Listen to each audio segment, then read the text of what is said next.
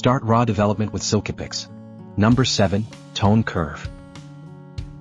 This video explains the tone curve feature of SILKYPIX. The tone curve allows you to make detailed adjustments to midtones and contrast, and control the overall brightness and mood of a photo. It's especially effective when used as a finishing touch, after completing other adjustments, to refine the tone and overall impression of the image. Let's start by taking a look at the contents of the tone curve subcontroller in SILKYPIX. Switch to advanced mode and open the tone curve subcontroller. This time, let's display it as a floating window. You can move and resize the window freely.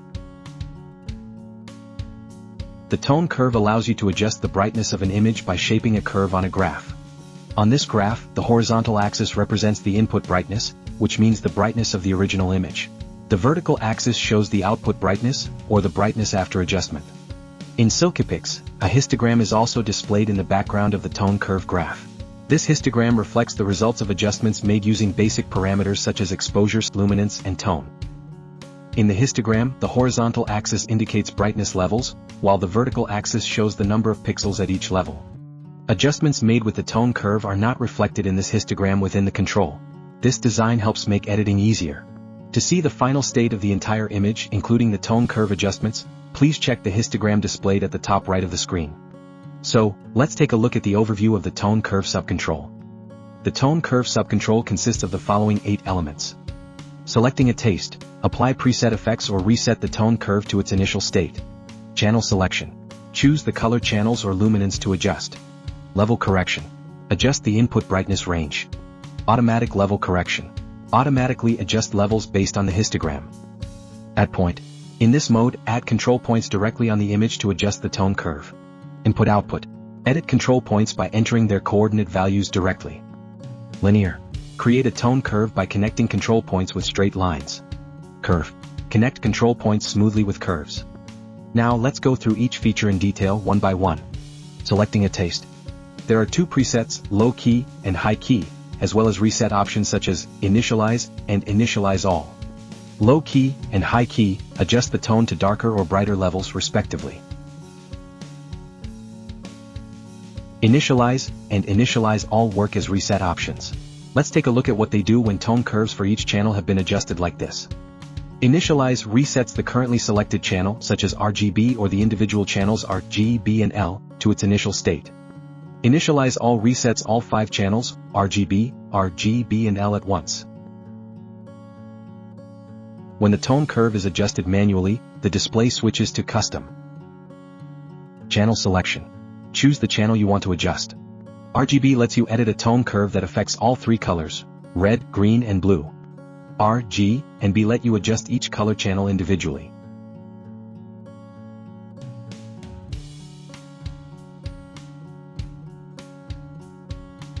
L stands for luminance.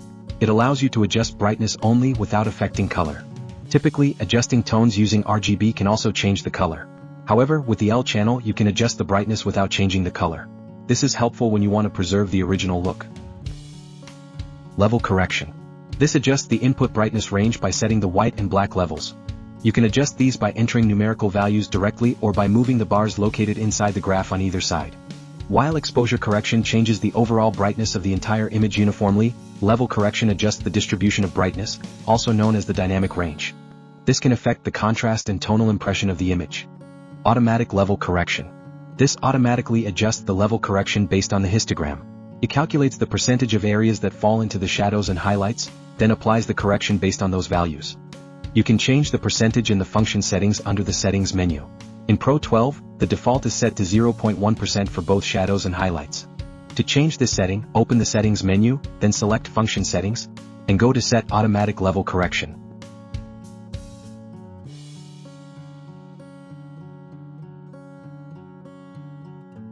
Add point.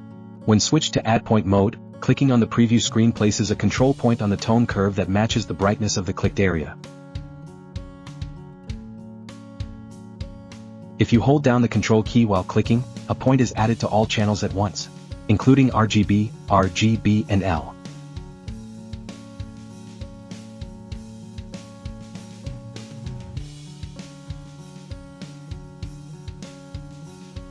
You can adjust the point by dragging it or by entering values in the input and output fields. This feature works only when the tone curve is in a monotonic increasing or decreasing state. Input and output. You can directly edit the coordinate values of the currently selected control point. This is useful when you want to make precise adjustments to brightness. You can also adjust control points by dragging them on the graph. Linear. Creates a tone curve by connecting control points with straight lines. This setting is useful when clear and sharp tonal transitions are desired. Curve. Smoothly connects control points to create a curved tone curve.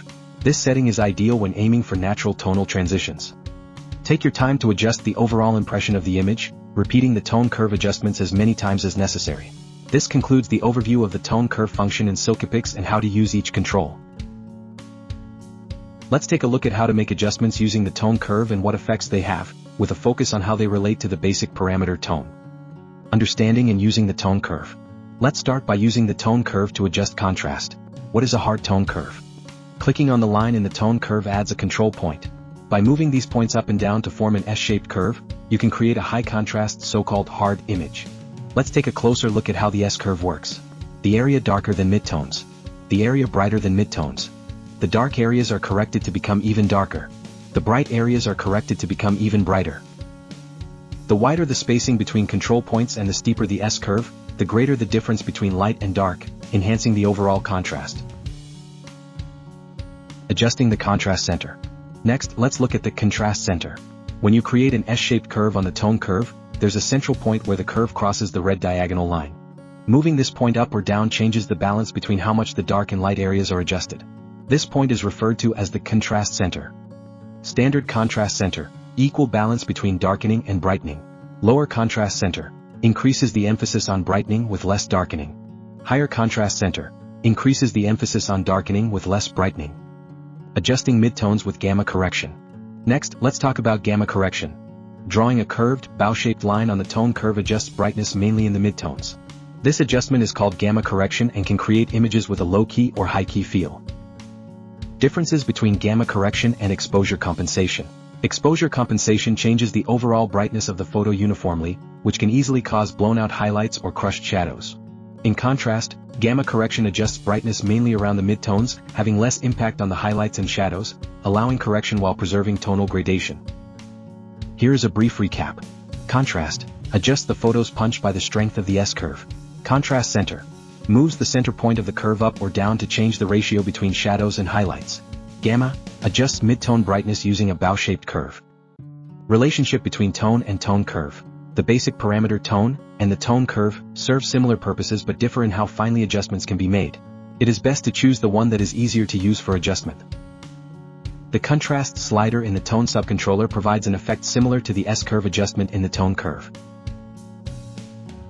Likewise, the contrast center and gamma sliders offer comparable adjustments to those made using the tone curve's contrast center and gamma curve.